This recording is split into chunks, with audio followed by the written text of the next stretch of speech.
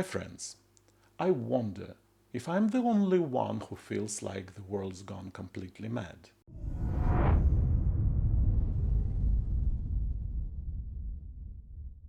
In 2011, American photographer David Slater set off to the Indonesian jungle in search of wildlife masterpieces.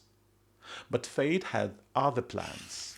While he was admiring the scenery, a crested macaque decided its time had come and staged the photo shoot of the century by snatching David's camera.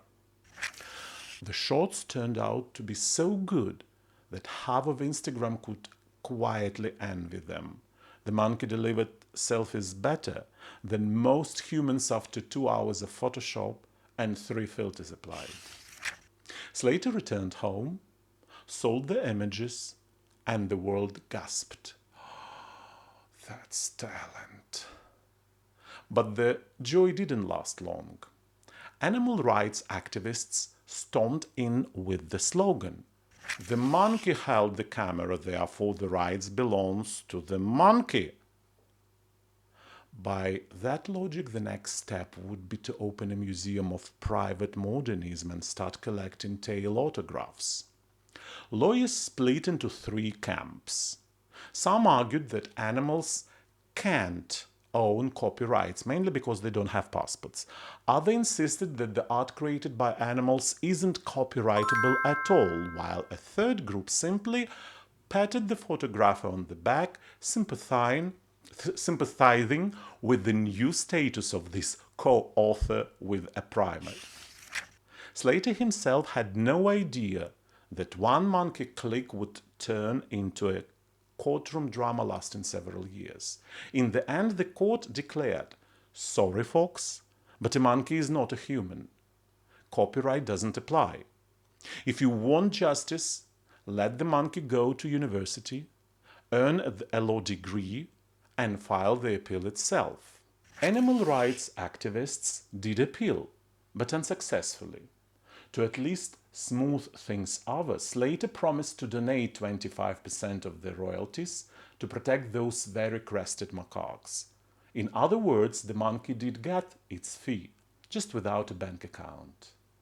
And here's the very selfie that this adorable monkey took.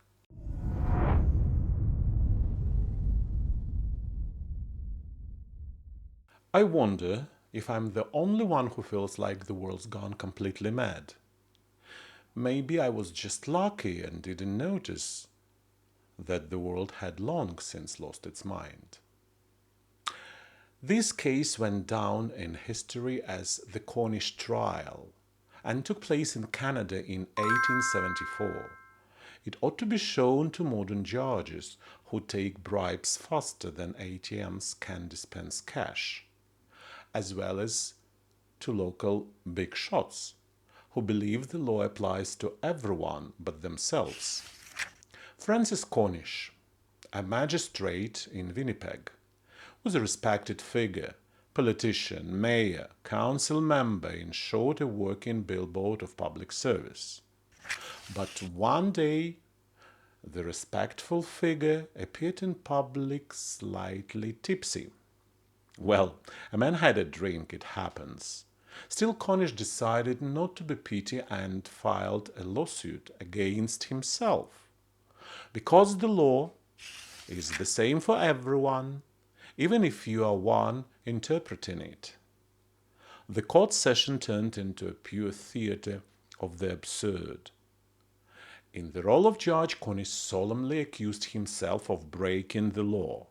In the role of defendant, he nodded and admitted his guilt. Everything went strictly by the book. Accusation, confession, verdict, $5 fine. But the masterpiece's climax came next. As an honest judge, he delivered the sentence, and as a caring family man and model citizen, he immediately overturned it. Mitigating circumstances, well, I'm not such a bad overall. Yeah, I'm a good guy. In the end, the defendant kept the clear conscience and a full wallet. The judge retained the reputation of an incorruptible guardian of the law.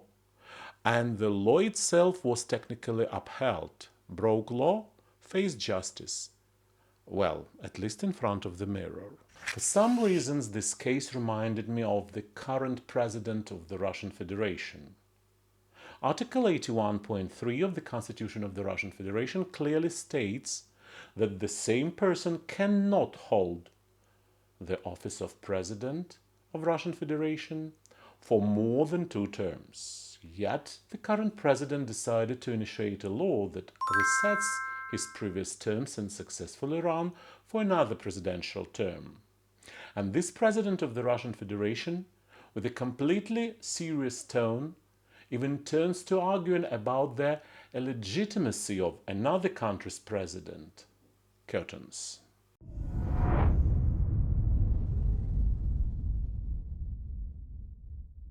I want to ask Americans who voted for Trump, aren't you scared that the country, and therefore you, is being run by someone with this level of mental competence? Trump's comment on clean coal.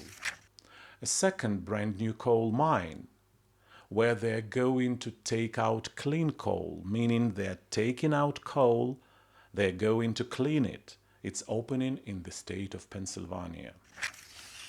Trump's comment on how livestock is supposed to be transported across the Mexican border, where he is building a wall.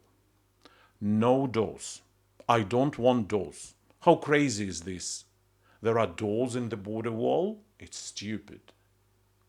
They can just walk up, open the door, and 1,000, meaning illegals, rush in, giving the ranchers ladder.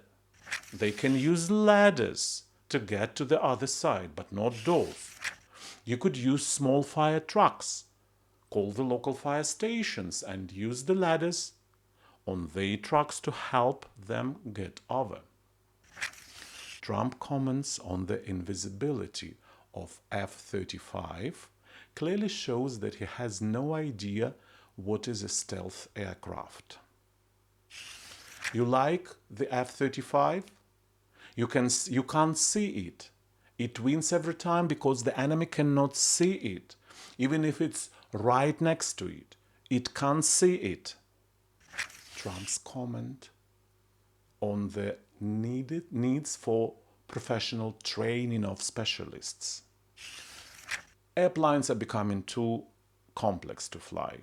Pilots are no longer needed, but rather computer scientists from MIT. I don't know about you, but I don't want Albert Einstein to be my pilot. I get the impression that Trump hasn't read a single book in his life. His speech is completely underdeveloped, and very often it's impossible to understand what he actually means or what exactly he wants to say. And here is an example.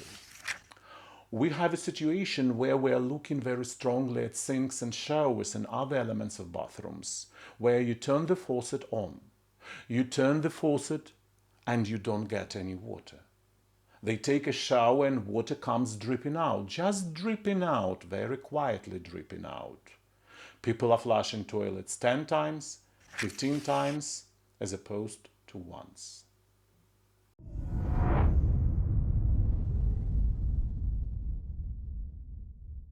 I just don't understand. How is it possible that a person with very limited knowledge and the logic of teenager in puberty has the power to influence the fates and lives of entire nations? Dear, what a mess Trump has in his head when it comes to the country's economy and finances.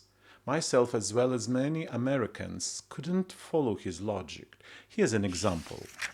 The country, we took it on and owe over $20 trillion. So they borrowed over $10 trillion, right? And we also raised $5.2 trillion on the stock market. Maybe all this was raised in the first 9 months in terms of a value. So you could say in a way we are actually increasing value, and maybe in a way we are reducing debt. But for us, it's a great honor. The second faucet that don't let water out, If you go and buy a house, and they know what I mean, showers, you stand under the shower and the water doesn't come out.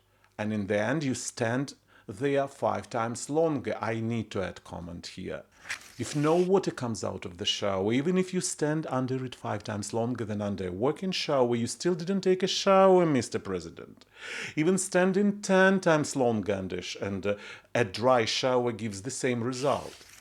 So in a hire, you have the great company that came to me, a dishwasher manufacturing company, one of the largest and best companies, but they were going out of business. They said they were not allowed to use water.